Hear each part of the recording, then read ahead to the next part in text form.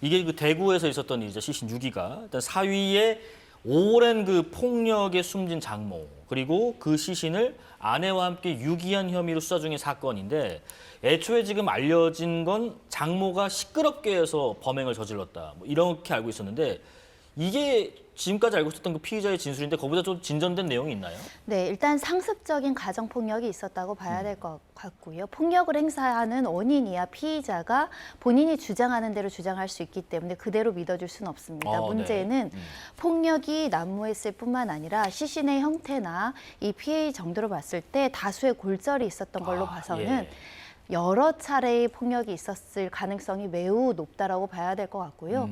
특히 일부 속보에 따르면 현재 때리다가 쉬다가 이 사건 당일의 폭행의 강도와 시간은 굉장히 높았던 것으로 추정되는 상황이고 실제 장모가 이 집에 같이 동거하게 된 경위도 이 딸이 9월부터 같이 이제 사는 것을 보니까 가정폭력 피해자들하고 인지해서 2월부터 같이 동거했다는 점에 있어서는 상습적인 폭력이 있었다고 봐야 될 것 같습니다. 네네. 그러니까 이제 장모가 딸 집에 올 때마다 사위가 이런 범행을 저지른 게 아니라 같이 살았단 말씀이신 거네요. 그러니까 어느 순간 장모님이 딸을 지키기 위해서 내가 가했으면 그래도 사위가 우리 딸은 덜 때리겠지 또는 내가 대신 맞아줘야겠지라는 생각으로 2월부터 동거를 한 것으로 보여지고요. 왜냐하면 집의 형태가 원룸 형태이기 때문에 사실 장모가 같이 와서 살 만한 공간은 아니었습니다. 그럼에도 장모가 들어왔다는 것은 딸을 지키기 위해서 왔을 가능성이 매우 높다라고 보이고요.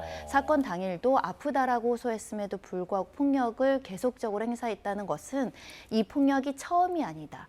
익숙하다. 그리고 피해자들도 길들여졌을 가능성이 있기 때문에 현재 오랫동안 길들여진 가정폭력의 희생자였는지 그 경위를 확인해야 될 것 같고요.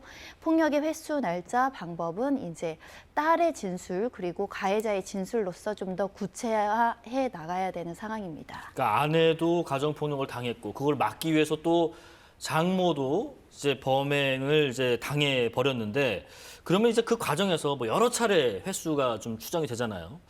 장모 또 딸 가정폭력으로 경찰이나 뭐 당국에 좀 신고하지 않은 건지 아니면 못한 건지 어떻게 지금 보고 계세요? 경찰에 공식적으로 접수된 신고 이력은 없습니다. 더군다나 병원 치료 이력도 없다는 건데요.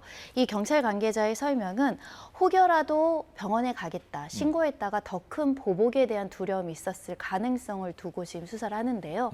가정폭력이 무서운 게 나만 빠져나오면 되는 게 아니라 내가 그 집에서 나와도 다른 가족을 해코지할 수 있다는 두려움, 보복에 대한 두려움이 컸기 때문에 경찰에도 연락을 못하고 이 병원도 찾지 못했던 사정이 있지 않을까 합니다. 아내도 지금 말씀하신 것처럼 이 가정폭력의 피해자였지만은 이번 사건에서 공동정범이 된 거는 그 시신 유기 그런 내용 때문인가요? 그렇습니다. 같이 뭐 입에 담기 좀 어렵지만 캐리어에 담아서 시신 이동하는 과정에서 같이 가담한 것으로 보이기 때문에 현재 공동 정범이 아닌가라는 수사가 진행되고 있는데요. 다만 수사기관에서는 우리 형법에 강요된 행위라고 있습니다. 저항할 수 없는 폭력 때문에 범죄에 가담했을 경우는 벌어하지 아니한다인데요. 가정폭력에 저항할 수 없이 이렇게 이끌려서 가담했는지 여부도 수사 대상이 될 것 같고 그 경우가 아니라고 하더라도 소극적 가담에 그쳤고 또 폭력이 두려워서 방조나 용이하게 하는 정도로 도왔다라고 한다면 감형의 여지는 있습니다.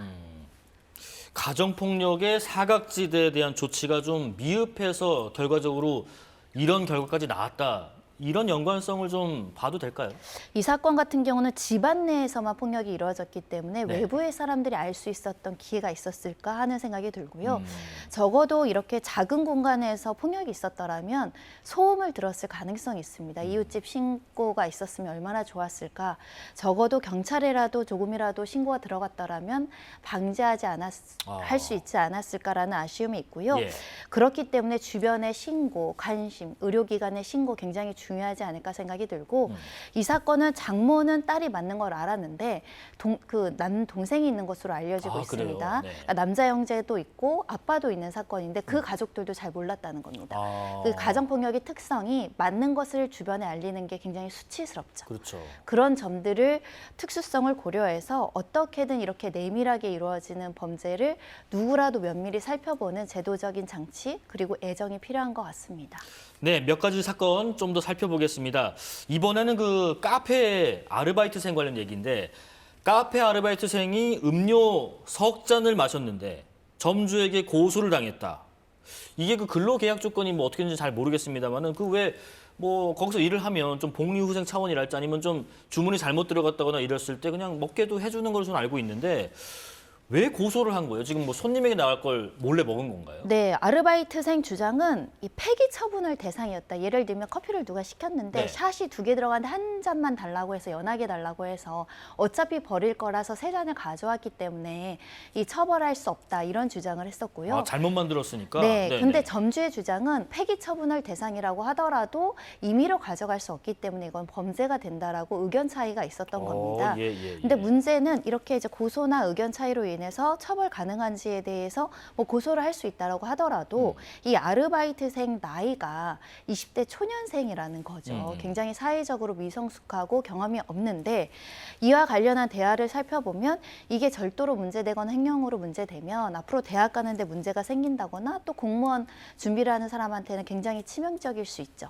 이런 여러 가지 설명 과정에서 합의금을 550만 원을 받았다는 게 좀 논란이 됐습니다. 아, 그래요? 이 사실을 추후에 이 아르바이트생 아버지가 알고 이 점주를 상대로 공갈 협박, 그러니까 정당한 권리 행사를 넘어서 어린 아이에게 너무 협박을 해서 550만 원을 갈취했다. 이런 또 사건이 접수가 됐고요. 또 다른 매장이 있는데 이제 파트타임으로 나가던 매장도 있었습니다. 여기서도 이 아르바이트생이 뭐 임의로 뭐 지인들에게 공짜로 주고 하는 것들이 절도거나 횡령이다라고 이제 고소한 사건이 있고요. 이 고소 사건은 지금 고소 취하가 된 것으로 알려지고 있고 네.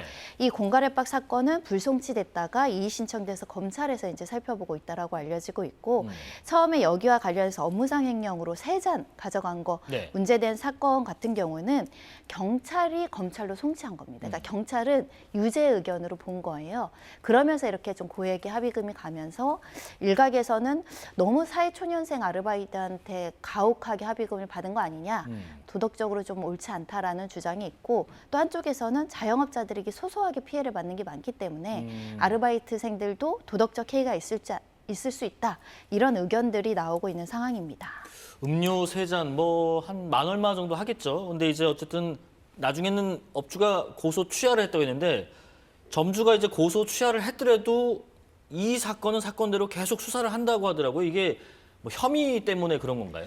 왜냐하면 업무상 횡령죄 같은 경우는 반의사의 불벌죄거나 아, 친고죄가 그래요? 아니다 보니까 혐의가 인정이 된다고 하면 만약에 고소를 취하하고 합의한 거는 양형에 유리한 자료이지 수사를 중단시킬 수는 없기 때문에 사건을 바라보는 것이고요. 또 네. 이 사건이 우리 사회에 굉장히 중요한 시사점이 식당에서 일하다가 뭐 폐기 처분할 거 집에 가서 먹으라고 보통 사장님들이 주시잖아요. 아니 뭐 식당도 마찬가지로 반찬 이거 뭐 손님이 손 하나도 안 되는데 어차피 버릴 거 내가 좀 반찬통에 챙겨가서 뭐 자기도 먹을 수 있고 애들도 줄 수 있고. 네, 이 카페에서도 일부 남은 디저트들 네. 유통기한이 지날 것이 임박한 것들은 아르바이트에서 가져가라고 하고 아르바이트에서 통상 허용되는 행위인지 알고 가져오는 경우가 있죠. 네네. 그래서 사건화가 잘 안 됐는데 이 사건은 사건이 된 겁니다. 그렇죠.